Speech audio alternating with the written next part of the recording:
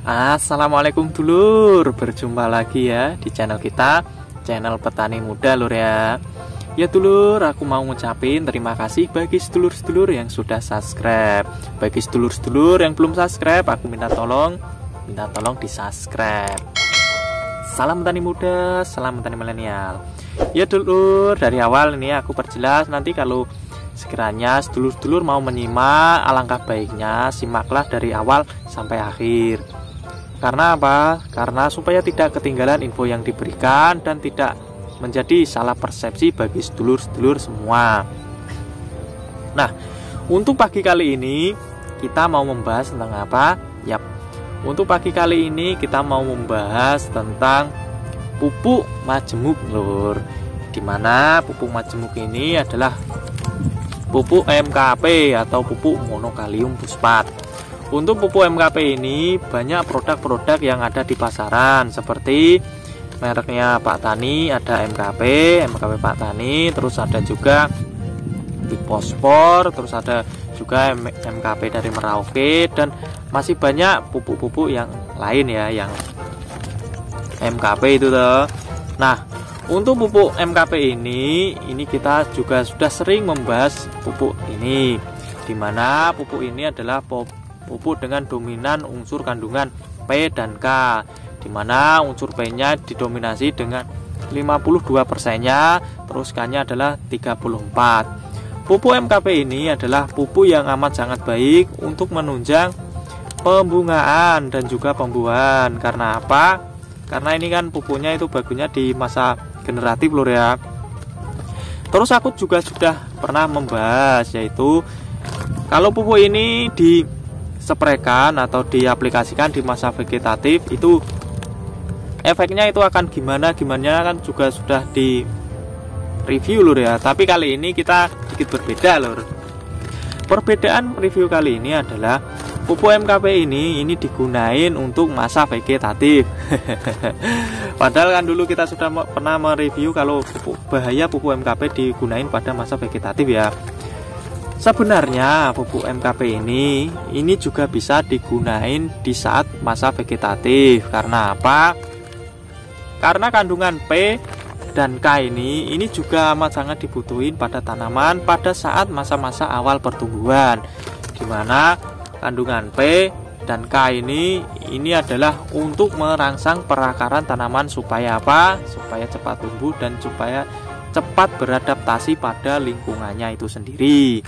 Pondasi tanaman itu kan diawali dari perakarannya.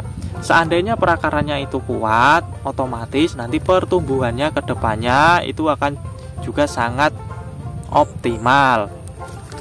Nah, terus gimana perannya ini pupuk MKP dalam masa vegetatifnya? Ya, gini lur ya. Ini tentunya nanti pembahasannya ada di masa vegetatif dan masa generatifnya. Terus alangkah baiknya itu gimana?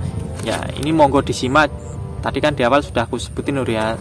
Nyimaknya jangan sepotong-sepotong biar nanti kalau komen bisa tahu lur ya yang mau dipertanyakan itu apanya. Kalau nyimaknya sepotong biasanya komennya ya gitulah. Nah, unsur kandungan P ini kan 52%, dimana pada saat masa awalan itu nutrisi yang dibutuhin tanaman adalah unsur N dan P, dimana unsur N ini juga untuk masa pertumbuhan atau mempercepat perakaran.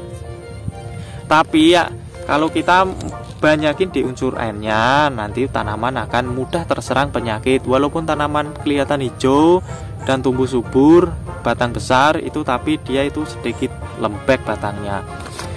Jadi di sini alangkah baiknya pada saat masa-masa awal kita menggunakan pupuk dengan kandungan P yang amat sangat tinggi, dimana pupuk kandungan P-nya ini adalah bertujuan untuk merangsang perakaran supaya kuat, terus cepat penyebaran dari perakaran itu sendiri, dan tentunya juga akan memperkuat kokoh dari batang dari tanaman itu sendiri. Apalagi kalau ini tanamannya adalah tanaman berbatang loh ya, contohnya kayak jagung, terus ada juga cabai dan lain sebagainya ya. Terus unsur K di sini ini kan ada unsur K-nya 34%. Ini apakah tidak menghambat pertumbuhan lur ya? Dulu kan juga sudah aku pernah membahas itu kalau digunain untuk tanaman padi. Karena apa? Tanaman padi itu kan sistemnya atau berkembang biaknya kan memecah sel atau dari daunnya ya yang belah gitu toh. Itu kan dia bisa menghambat. Terus kalau ini diaplikasikan apakah akan berpengaruh pada tanaman padinya? Nah, untuk masa-masa awal itu tidak berpengaruh. Karena apa? Karena apa? Pada saat masa awal itu tanaman masih beradaptasi dengan lingkungannya. Oleh sebab itu kita menggunakan ini. Kandungan K-nya juga amat sangat diperluin pada tanaman. Terus untuk kandungan K ini juga bisa memperkuat imun dari tanaman itu sendiri. Nah, terus jangan salah dalam penyepraiannya lur ya, karena ini kan sudah ditujuin untuk masa vegetatif. Terus pada saat penyepraian terus ditambahin MKP pada saat masa vegetatif ya jangan, itu nanti ya malah jelek, bukan malah bagus tapi malah tambah jelek lur ya tanamannya. Karena apa?